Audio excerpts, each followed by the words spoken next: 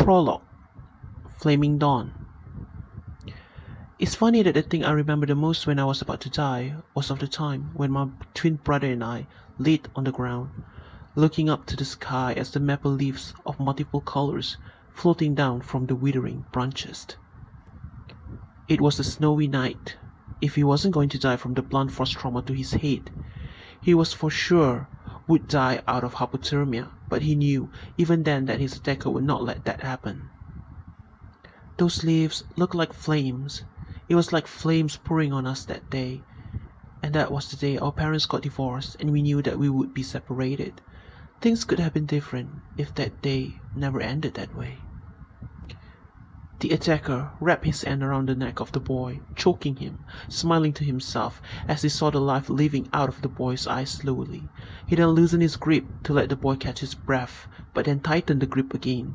This went on several times until he was thoroughly satisfied, and he took a final grip, breaking the neck of the fragile boy underneath him. Even as my life leaves my lung, my thoughts are filled with him. I know he will come and find me. My memories will be left here for him to seek. We are connected in the most complicated ways, but still I have regrets of my own, of things I never had the courage to tell him about. I will carry this regret to the grave. In another city, another country, another boy is struggling to be free from an invisible grip around his neck. He was suffocated, and he can feel the snap of the bones in the neck, but it was all sensory. He is still alive and breathing when it was over, tears trickling down his face as he screams out the name of his twin brother, knowing dreadfully that something awful had occurred on the other side of the world. They say twins are connected in the most complicated ways. One was declared missing, but the other knew right from the start that his twin brother was no more. Days turned into weeks, weeks turned into months, and months into years. They never found him. No traces of him, no clues, no witnesses, no reliable suspects that they can definitely pin on. No body, no nothing. But it won't be long before he is found. Only his twin brother is qualified enough to look for him, since they are after all connected in the most peculiar, impossible ways that no one can even begin to fathom with. He will find him. He swears that he will find him. The Flaming Dawn is his witness to this oath. Chapter 1. Darkness. Intermission. Deep in the woods, in the darkness, by the side of a ravine, a solitary hooded figure stood still. He wasn't wearing any shoes, and his feet had long been badly wounded and bleeding. He looks as if he had embedded himself with the darkness.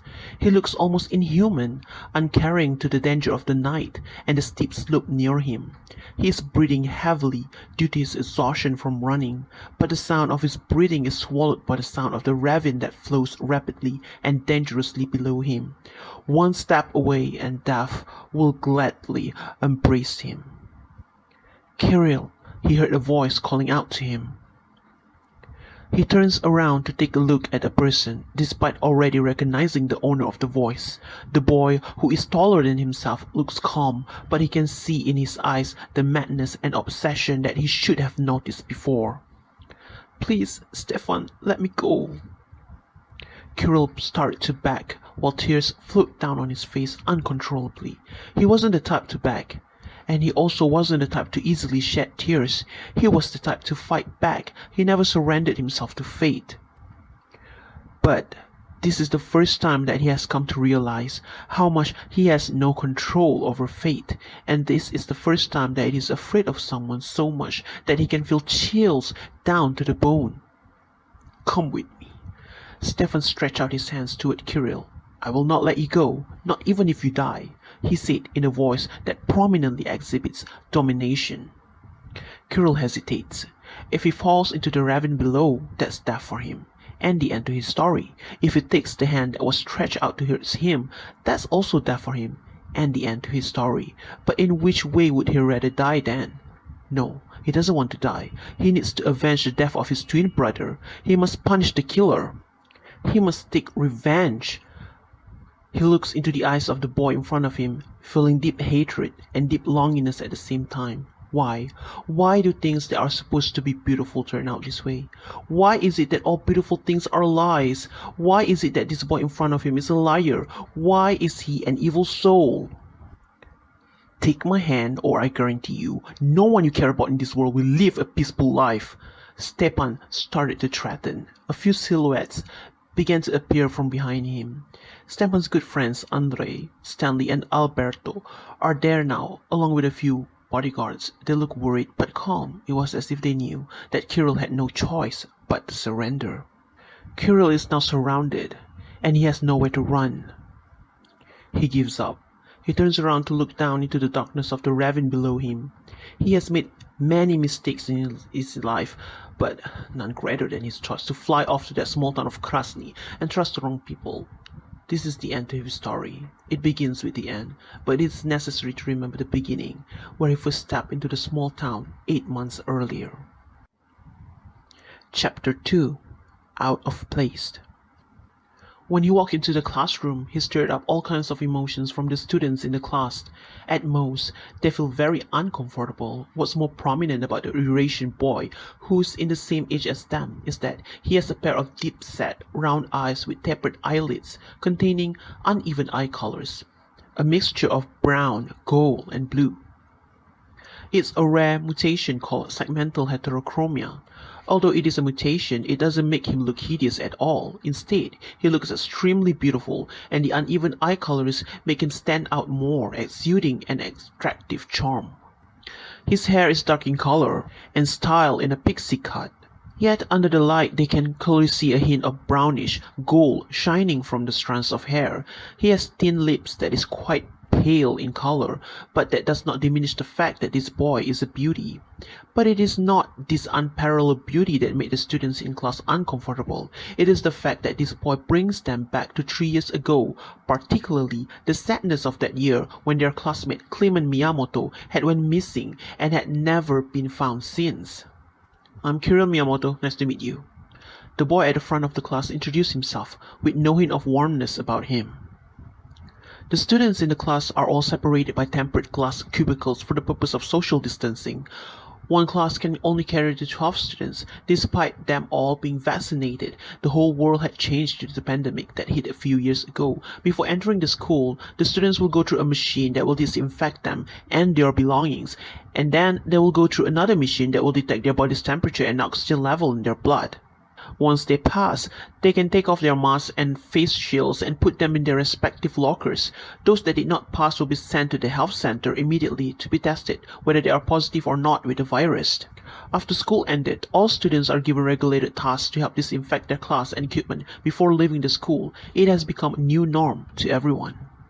Everyone understood this is not Clement, their former classmate. This is his twin brother, who had lived in Japan for as long as anyone can remember. They had only heard that Clement has a twin brother, but they had never met him. This is the first time that they saw the twin brother. Despite the difference in their temperaments, it is only natural that he looks strikingly similar to Clement physically. But if one looks closely, they'll notice the slight difference in the shapes of the segmental heterochromia in the eyes of the two. But most of them will not be able to remember it clearly, as they did not have the privilege to look closely into Clement's eyes most of the times. That is except for Stepanov Chenkov. He remembers. He smiles to himself upon seeing the familiar-looking boy at the front of the class. His emotions are unreadable. Clement was Stepanov's best friend since elementary school in that small town of Krasniy, which means red in English. This is because the town is famous for its autumn season, where the leaves of the trees in the area mostly turn to striking red in color, and in spring up until summer there are those famous red floral flame trees planted all over town with their bright red flowers bloom for a very long period of time. The unique soil of the town enabled it to grow so many species of trees which will not go anywhere else in New Russia, thus earning its own unique name of Krasniy. As the twin brother of Clement walks over to his designated cubicle, which is right in front of Stepanov's, he can't help but to notice the boy that was seated calmly in his own cubicle. In a few seconds their eyes met. The boy was looking at him with a smile that is charming yet only dangerous in its own way. But the danger can only be sensed by Kirill. It was unseen. It was only felt like the wind. Kirill decides to ignore him completely. The girl who seated next to Kirill suddenly whispers quietly to him, probably noticing the way Stepanov was looking at him. Tom and Stefan, Klimov was his best friend, so it's understandable that he will get emotional seeing you, she said with a sweet smile on her face. Kirill did not return the smile. Instead, he looks back at the girl blankly before responding. None of my business or yours, he simply said, and turned to look to the front again uncarily. He heard a chuckle coming from the boy seated behind him. It annoys him, but he chooses to pretend to be deaf. This rude response shocks the girl next to him, but she could not utter a single word, so she looks down on her table, her face red from both anger and embarrassment. Kirill is not here to make friends, he's here to find Clement. In the corner of class where no one pays any attention to, only Kirill can see a boy who seems out of place and time. The boy who's looking right at him begins to form a dimpled smile. Kirill almost smiled back at him. He almost smiled back at the illusion image of his twin brother. I'm sorry I came late due to the pandemic. Kirill spoke quietly, all to himself in his head, but I'm here now. I'll find you, Clement. He looks at the class, forming suspicions to everyone around him. Anyone in this room can be the one that had murdered his twin brother. I'll find you, and your murderer, he swore to himself. Chapter 3. Kirill's Monologue. Part 1. There is something which I'm trying to confirm. For the past 2 years, the private investigator that I had hired to find my brother only managed to come up with a list of suspects and the results of the police investigation in the town. No further clues can be found, and no further efforts were made. The only thing that was never made public was the rumor. The rumor of the group of elite students from the school, which could be the perpetrators to the disappearance. And Stepanov Chenkov, who people claim to be my brother's best friend, is a part of this group. Not hard to find out, really. There are only 4 powerful families in the town. Chenkov is one of them. What's perplexing and most suspicious is that all of the group members of this group are Clement's classmates at the time. And they appear to be quite close to Clement. They are friends, according to the investigation, but I have doubt. Why was Stefan so calm when he saw me for the first time? He was also smiling. It was too suspicious. It was like him telling me to catch him. I heard from my PI that this group had taken Clement as one of them, despite him not coming from any distinguished background. Isn't that odd? Something is off about this group. Unless I infiltrate this group, I won't find any usable clues. But this nameless group is so mysterious that nobody even acknowledges its existence. They are only aware that it exists, but they do not recognize it. Why? My PI found out that it was due to fear. Everyone wants to be on the good side of the people from this group. It disgusts me. If this fear is inexistent, there could already be leads to finding out what really happened to Clement. I'm goal-oriented. My only reason here is to find Clement. I'll take whichever way that could lead me to find him, whether crooked or not, and I can very well take care of myself. I don't need any help.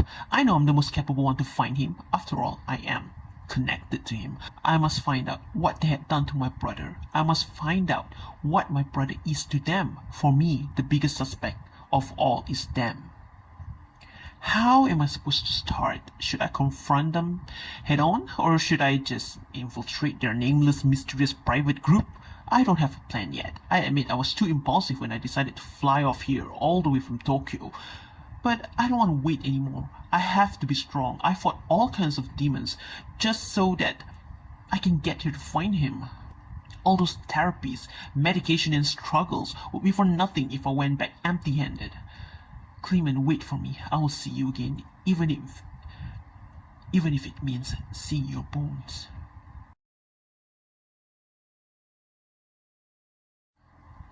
Chapter 4. List of Suspects. Kirill sits at the study table in his private dorm room quietly as he flips through his journal, reading whatever information he has regarding the list of main suspects. The first suspect brought forward by the police investigators is a known registered sexual offender who is a pedophile living in the town as a mechanic. The workshop that he works at is situated on one of the routes leading to Clement's house from school. Speaking of that house, currently, his mother is living there. Kirill didn't want to see her, nor did he even inform her of him coming over to Krasniy. But he knows that she might find out on her own soon enough. Anyway, back to the suspect. The police stated that this pedophile normally victimizes teenage girls, but according to their logic, Clement is beautiful, so he might be mistaken for a girl. This causes the police to still put him on their suspects list. He, however, has an alibi during the time of the disappearance, which is somewhere around 7 p.m. to 9 p.m. He was at home at the time, and the suspect brother supported this alibi. The second suspect is the town's librarian, who last saw Clement leave the library with his best friend Stepan. This guy has a history of violence and had been accused of sexual assault of a male student whilst working in previous library, but the accusation was dropped by the boy's parents. The suspect claimed that what happened in the previous library was only a misunderstanding, but he is still under observation and remains as a suspect. He has no reliable alibi, but he claimed to be sleeping alone on the night of the disappearance after he got off work at 7 p.m.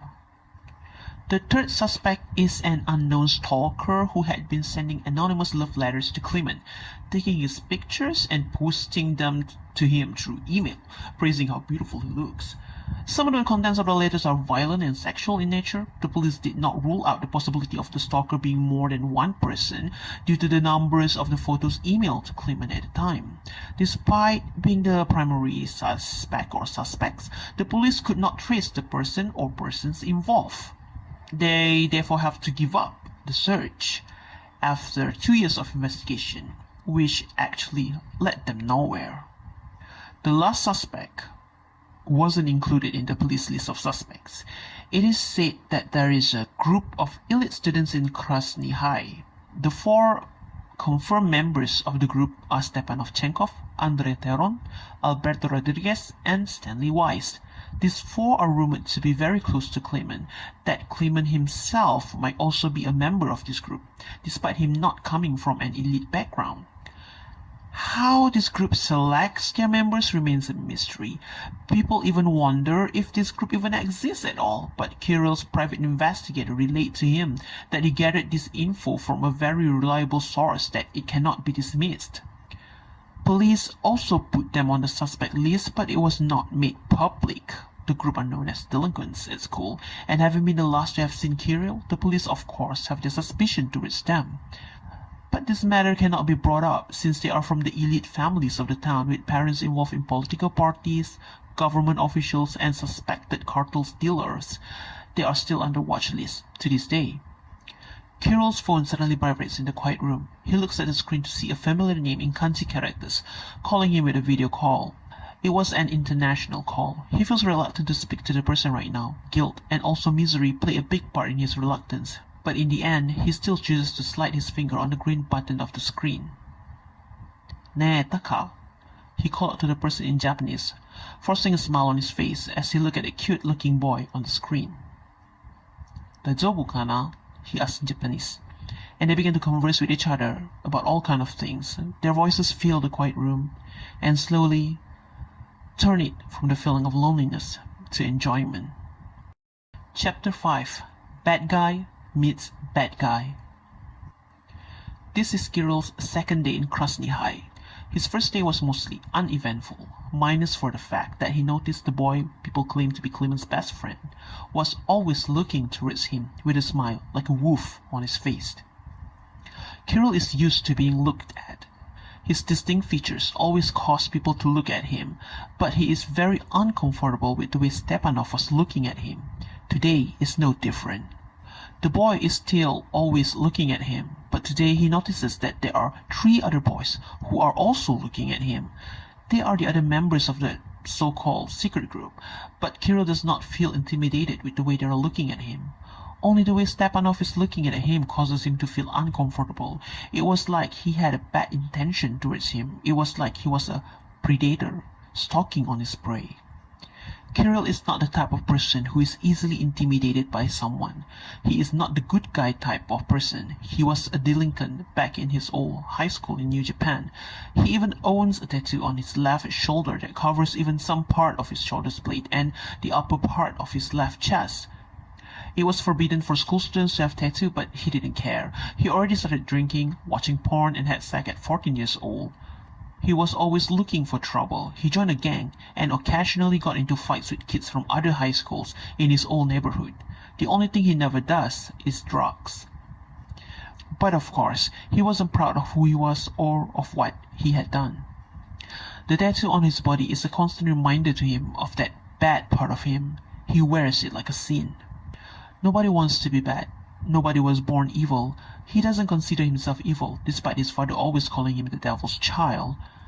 He was born with a delicate face, looking as beautiful as an angel. When he was younger, he was often mistaken as a girl.